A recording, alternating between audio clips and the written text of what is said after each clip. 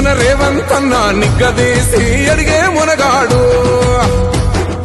వీడు భూమిన వానైతాడు బీద సాదల ధైర్యం వీడు దొంగ దొరల భరతం పడతాడు మన రేవంత్ అన్న పేద ఇంటికి పండుగ తెస్తాడు సోనియమ్మ దివెనతోని రాహులన్న సైనికుడయ్యి పెద్ద కొడుకై యుద్ధం చెయ్య సిద్ధమాయే రేవంత్ అన్న 3 రంగుల జెండా బట్టి సింగమోలే కదిలి